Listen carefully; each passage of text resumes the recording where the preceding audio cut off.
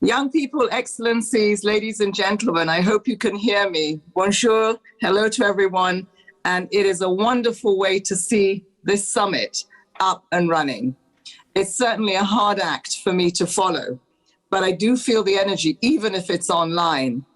A big reminder today that COVID is still very much around, but they couldn't keep me out of the room because COVID can't beat technology and it cannot beat the draw and the power of young people. So really, really, really happy to be with you today. And thank you for so far the amazing contributions and the performers. I want to thank Ian. That spoken word was so powerful. And the words I take away with me, and there's so many more, but what I could catch, no melanin in the books that we study, celebrate every part of who we are, and a change that doesn't have our address. And I sincerely hope by the end of this pre-summit and the summit in New York, that it will certainly have an address in every community and every society in the world. Thank you, Karina, for reminding us about the wars in Ukraine and around the world, and that they must end now. And if there's any seeds that we need to sow in the minds of men, because there are very few women involved in this, except to take the burden of war and suffering, then we need to sow those seeds of peace. So thank you so much. And of course, Franco from beautiful Kibera, you are that dance hero there, and bringing that into education is an amazing inspiration. So we have started this pre-summit with a movement that really brings for us the power of what we need, not to have a T for ticking and tweaking, but to have a T for transformation in the very essence of it.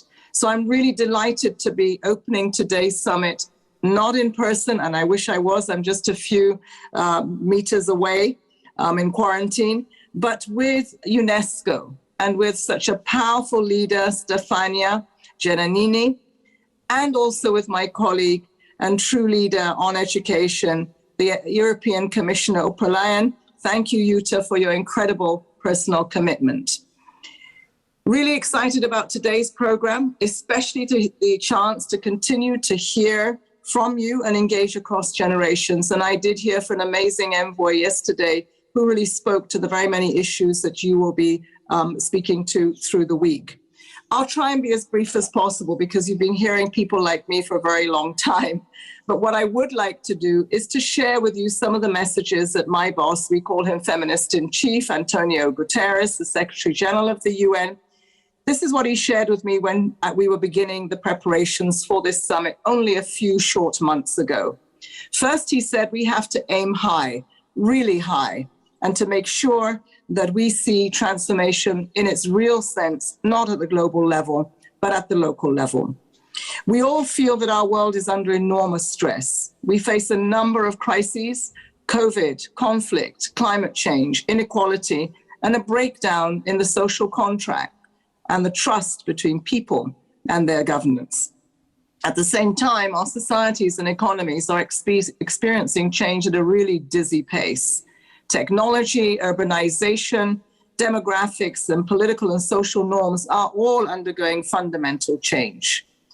If we want to solve the crises, he has said to us, let's try to steer our world towards a better future and achieve the goals of the 2030 agenda. There's still the best framework on the table that bring people together.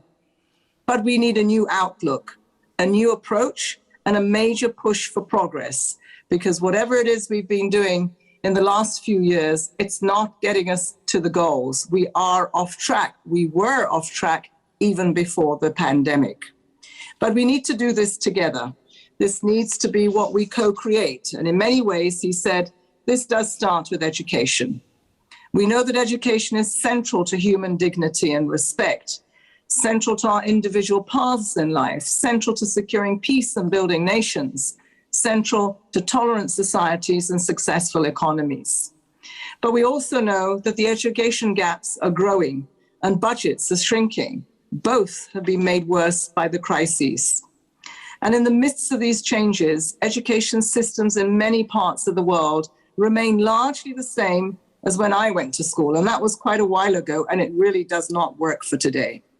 So we know that simply doing more of the same, better, or even faster just won't cut it. It won't be enough to fundamentally address the root causes of exclusion and inequity in education. And it won't be enough just to empower learners with the values, skills, and knowledge they need, that you need, to thrive in today's world. So let's aim high, way beyond the usual tame. This is a time to go further with education and to really do the transformations. The second message he gave was that this summit is not about rethinking what and the how of education, because we do know that. It's about building a movement to make that transformation happen. There is a movement in climate. There was a movement for HIV and AIDS. There can be a movement for education. The education that our societies need today and tomorrow, and they won't come overnight, nor will they happen unless we fight for it. One way or another, we've all been in education, and we know that there are a few sectors more difficult to change and, frankly, more politically volatile than education. And as the special advisor, Mr. Leonardo Garnier likes to remind us, across history, no human right, no fundamental change in our societies has ever been granted graciously. So we need to build a movement for transformation. Governments, business, civil society, the international community, and so many more. But perhaps most of all, we will need you, the young people of the world. We should not be naive about youth. You're not a homogeneous group. You're not all angels. And as a mother of 6 kids and 3 grandchildren, I can vouch for that. But there is nothing naive about saying that young people will determine whether the transformation of education comes to pass or not. This is not a cliche. It is the plain truth.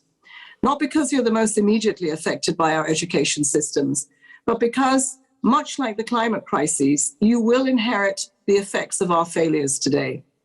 And because you have the political power to make change happen, but because you are more connected than ever before, you're more empowered than ever before, and you are more aware of what is possible. And so I'd like to encourage every young person with us today, in the room, outside of the room, to help us grow a movement for education transformation. Share your ideas, what you think we should be doing with our current education systems, and what needs to be kept and what needs to be developed, and maybe even what needs to be discarded. Engage your peers in the preparations of the Youth Declaration, in the Thematic Action Tracks, in the critical national consultations that are underway or getting underway in almost 100 countries. But also remembering that very many of us are not connected. And how do you connect with the youth that are there and have the technology to do so, and those that don't? Finally, mobilize with civil society to ensure that when world leaders come to New York in September, they know that you're expecting strong and ambitious national, but also international commitments to make education transformation happen.